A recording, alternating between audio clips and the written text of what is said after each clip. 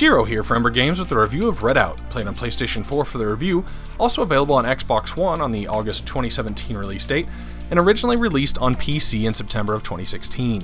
Redout is a very high-speed racing game that I didn't really realize there was a subgenre for, what most are calling anti-gravity racing. This includes things going all the way back to F-Zero, and also includes a series like Wipeout and Pod. Take control of 28 ships across 4 different power classes, and race your way through 35 tracks over 7 unique environments and dozens of events of a handful of types in career mode, as well as a local split-screen multiplayer mode and an online mode that, at least on PS4, I didn't seem to find a single soul. If you're not familiar with the term Redout, it's used to describe the sensation pilots get during extreme moments of downward acceleration. All blood then rushes to the head and can cause the reddening of vision before they lose consciousness. Developer 34 Big Things actually added that effect to the game, as you not only control acceleration and side-to-side control with the left stick, but you can also control the pitch, aiming your craft up or down as you take on quick altitude changes in the track, as well as minimal strafing left or right to adjust yourself. Your ships go extremely fast in Redout. Switch to Imperial measurement upwards of 800 miles per hour. It definitely feels fast, providing some crazy moments of rush. Your ship has a health meter, and every collision with the wall will drain that. When health is gone, in most events you'll respawn, for an average of about 4 seconds in delay. Health will regenerate if you can go a time without hitting anything and keeping your pitch properly up and down the steep slopes, as it will also drain health and reduce speed. Ships have various stats including acceleration, structure, and max speed, and each can be upgraded once in 4 different categories. Your ship can be equipped with 1 active and 1 passive power-up at a time, the passive obviously not requiring button input, but will trigger as the result of something you do, or be constantly active. By default, you accelerate with R2, boost with X, and turn on your active power-up with square. Using boost and a lot of active power-ups requires energy, which will regenerate over time. Pretty much used the health drone active power-up and the accelerated propeller passive one the entirety of my racing career. Being able to use a square button to generate health in a pinch, of which there were several pinches, and not dying ended up being a better choice for me than the attack that drains an opponent's energy or an EMP shield which stops theirs from regenerating. The accelerated propeller provides a constant boost to acceleration and max speed, meaning you constantly have a better performing ship. Upgrades can be swapped out on any vehicle once purchased and can be upgraded to level 4, increasing the power-up's potency. Now all ships and upgrades are purchased with cash earned in various events. Completing events in the career gives experience to your pilot as well. As you raise your pilot level, you open up the new classes of ships as well as new events to participate in. Career events are locked to specific ship classes, so no going back on events you got a bronze or silver on and mowing it down with a super powered one. There are quite a few types of events, and the career mixes and matches various tracks with these types. So with 200 some odd events and 35 tracks, you're going to get quite a variety. The basic race mode is just as it sounds, squaring you off against 4 to 9 opponents, doing your best to place in the top 3 to consider it completed. Arena is a race where everyone gets 1 life, and when they're gone, they're placed in the order they went out or finished. Last Man Standing has enough laps to take out the person in last place every lap until it's just the winner.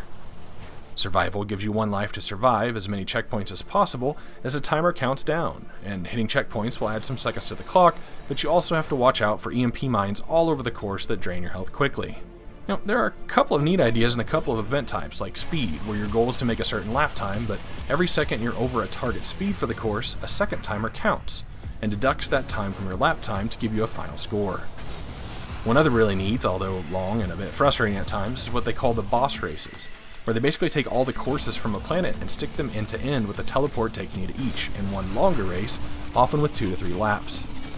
There are also tournament events, which are a combination of all these wrapped up into one, giving you a placement score and tallying up a winner at the end. Now, some of the game's beginning tracks will help you get used to some of the types of twists and turns you'll see throughout, and to get some of the top rankings, you'll definitely have to prepare yourself to do some course memorization. I mean, you're moving at 800 miles per hour at times, so the quick turns and jumps come quite fast.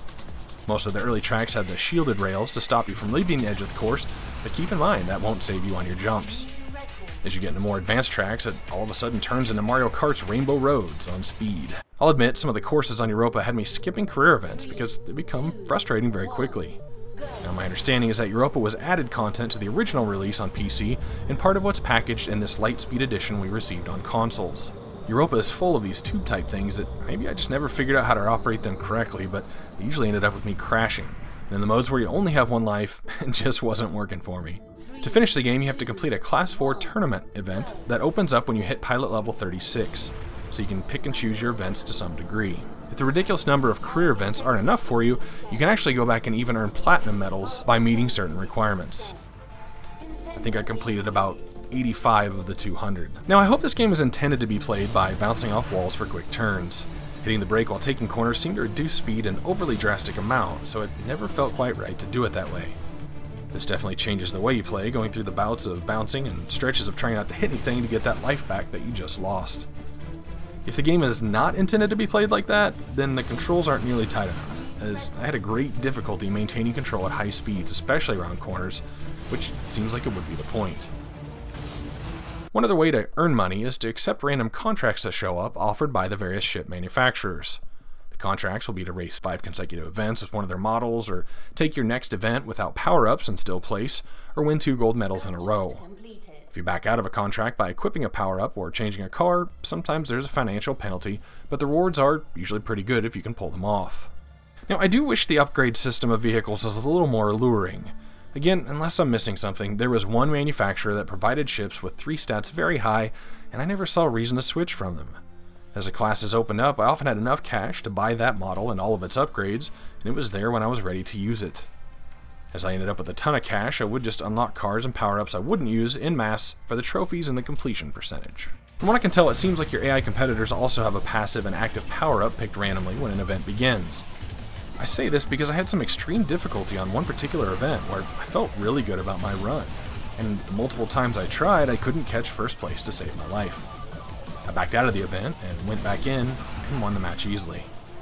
Did a little checking online and found some Steam forums where people were complaining about that exact event and that they had experienced the same thing I did. There doesn't seem to be any sort of catch-up factor, which I normally see as a good thing, but understand, this game is very unforgiving. It'll require practice and a whole lot of boosting. Now, I was almost done with the career mode when I accidentally hit triangle and it changed my view to being inside the vehicle. I tried this for a minute, but found it very difficult to steer first person. Unfortunately though, with an external view, changing your pitch up or down can obscure the track in front of you.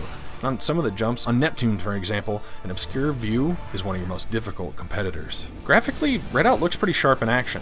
The ships don't have a ton of polygons in them. You can see several of the surfaces. Even the clouds in the sky and the mountains have pronounced cube facets, but with stuff moving so quickly, it probably helped them with processing speed, not having an enhanced amount of detail. And once you're rolling fast, you won't even notice. The soundtrack for this game was phenomenal.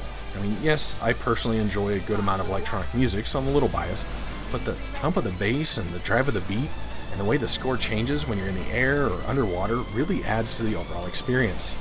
I played this game louder than I do most, and I'd suggest that it always be played like that when possible.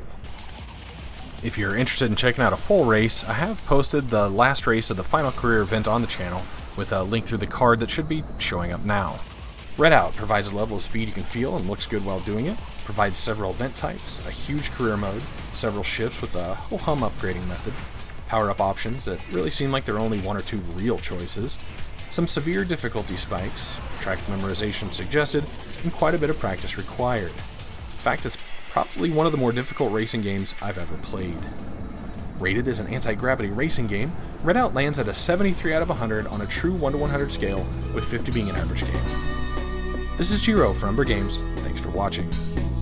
Racing through a variety of genres as often as possible, subscribe to the channel for notifications of new videos, or follow me on Twitter @Umbra Games.